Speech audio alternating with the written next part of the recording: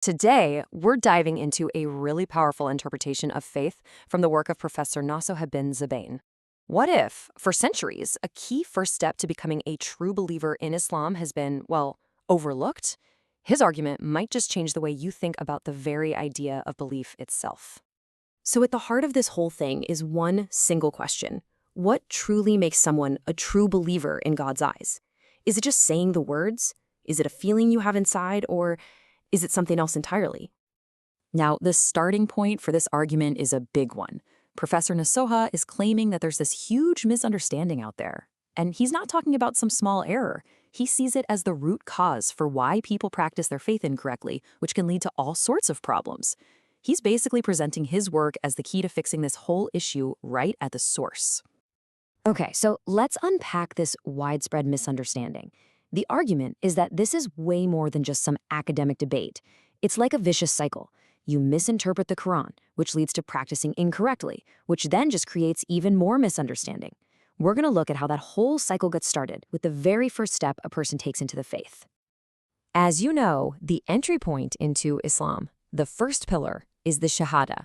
That's the declaration of faith. You bear witness that there's no God but Allah and that Muhammad is his prophet. That's the foundation, universally accepted. But here's where the challenge really comes in. Is that one act, reciting the words, is it enough? Does just saying it automatically make someone a true believer? The argument we're exploring here is a pretty strong no. So if the declaration alone isn't enough, then what is? This brings us to the absolute core of the entire thesis, this idea of a forgotten command. And it's not just presented as another duty, but as the essential, non-negotiable action that has to come right after. So what is this first command? Well, it's defined as the active daily work of inviting people to do good and forbidding them from doing evil. The key word here is active. This isn't just a passive belief. It's a specific required action that means you have to sacrifice your time and your money, all for the sake of God. And that is a huge claim. The author is saying that for more than 1,000 years, this absolutely crucial action-based duty, which he sees as completely tied to the declaration of faith, has just been forgotten or left out of the mainstream understanding. And that's led to a faith that's, well, incomplete. This brings us to a really important distinction he makes. See, in this view, a believer is someone who's said the words, but a true believer, that's someone who has taken that next step.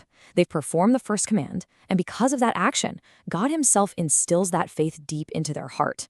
So one is a declaration, the other is a divine transformation that you earn through your actions.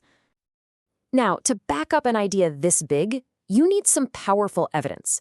And the argument turns to a really famous story from the Quran, the story of the children of Israel. They're basically presented as the ultimate case study of a people who saw undeniable miracles, yet their faith was shockingly weak. And just look at what they saw. I mean, we're not talking about subtle hints here. The sea literally split into 12 separate lanes for them. Special food just fell from the sky. They were saved from a tyrant, and water gushed out of a rock in the middle of a desert. These are reality-bending, undeniable miracles. And yet, after seeing all of this, what was their response? This quote is just staggering. They pretty much told Moses, yeah, that's not enough. We're not going to believe you until we see God with our own eyes. It just shows this deep, deep weakness, a total lack of real internalized belief, even with all that evidence. And the final proof of just how flimsy their faith was came when Moses was gone for just 40 days. After everything they had just seen, they melted down their gold and started worshiping a statue of a calf. It shows just how surface level their belief really was. So this brings us back to the big puzzle. Why?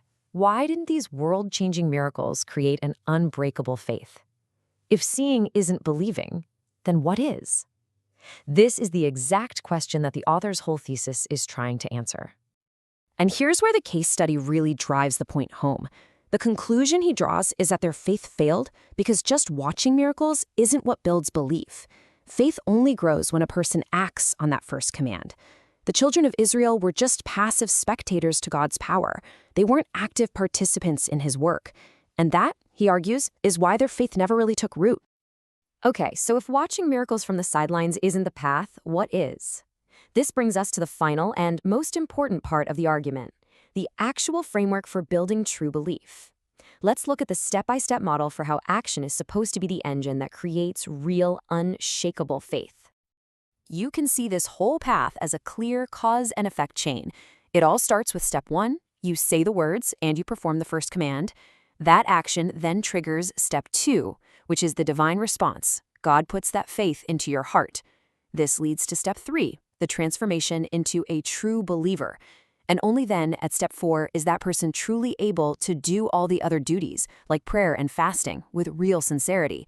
The takeaway is crystal clear. Action has to come before sincere belief. So the key takeaway here is a total paradigm shift. The author is arguing that we often get it backwards. It's not that we believe first and then we act. Instead, the 5 pillars of Islam, the declaration, prayer, charity, fasting, pilgrimage, all of those are the actions that, when you do them correctly, produce the 6 pillars of faith, belief in God, his angels, his books, and so on, as the outcome. And the ultimate goal, the final result of this whole process, is to become God-fearing. But this is defined in a very specific way. It's not about being afraid of punishment. It's about getting to a state where you're afraid to disobey God's commands simply out of a deep, profound love for him. It's presented as the absolute highest form of devotion. And this quote just perfectly sums up the entire thesis. It completely flips the conventional understanding on its head. It's not about faith leading to action. It's about prescribed actions leading to the divine gift of true faith. You have to do the work to get the outcome. So we're left with this question, which really gets to the core of Professor Nasoha's whole interpretation. If action is the necessary first step for genuine faith, what does that actually say about the nature of belief? Is it something we earn through our own effort, or is it something we're given because of that effort? It's a really profound thought to sit with.